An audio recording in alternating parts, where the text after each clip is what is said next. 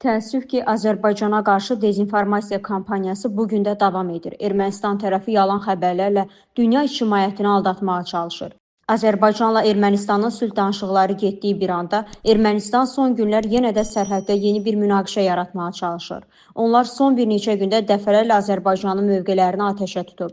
Bu da onu göstərir ki, Ermənistan sülh istəmir və təxribatlarına davam edir. Bu barədə öz fikirlərini politoloq Aytən Qurbanova iki sahilə açıqlamasında bildirdi. Azərbaycanla Ermənistan arasında davam edən sülh danışıqları kontekstində artıq sülh müqaviləsinin ümumi mətninə daxil edilən 17 bənd üzrə razılıq əldə olunması rəsmi şəkildə bəyan edilib.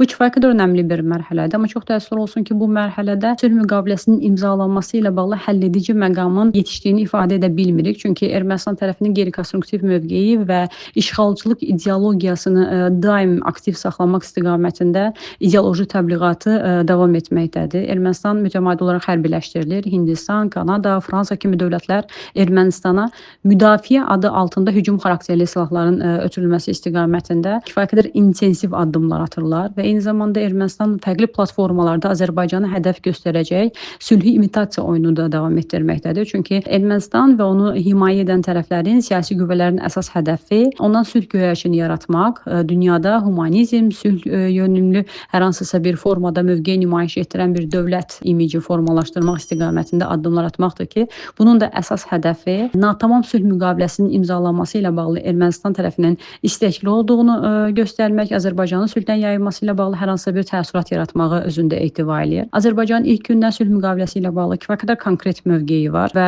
konstitusiyaya ediləcək dəyişiklik Ermənistan tərəfindən ərazi iddiaları ilə bağlı götürüləcək hüquqi öhdəliyin ən əsas prioritet istiqamətini formalaşdırır. Çünki əgər bir dövlətin ali qanunverici sənədində başqa bir dövlətin suveren ərazilərinə iddialar səsləndirilirsə, bu o deməkdir ki, imzalanacaq sülh müqaviləsi hər hansısa bir formada davamlı sülhün zəmanəti ola bilməz.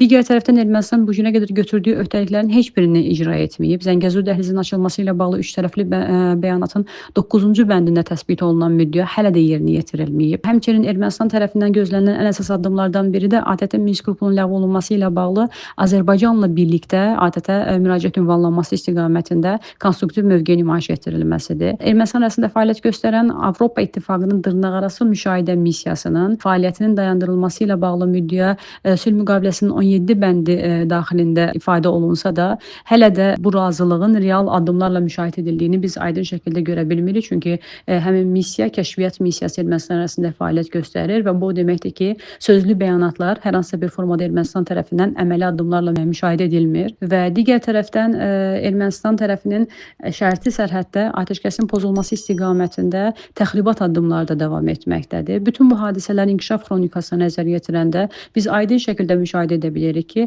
hər hansısa bir platformada özündən sülh göyərçini yaratmaq istəyən Ermənistan nə qədər də çox sülhü imitasiya oyunu etməyə çalışsa da, real addımlar artıq onun işğalçılıq ideologiyasını, xəstə erməni təfəkkürünün ən əsas detallarını, məkirli niyyətlərini aydın şəkildə ifşa etmiş olur və bu da bir daha sübut edir ki, Ermənistan tərəfi heç bir halda nə sülhə hazırlaşmır, nə də sülh yönümlü hər hansısa bir formada addımların atılmasını şərtləndirən konstruktiv mövqeyə sahib deyil.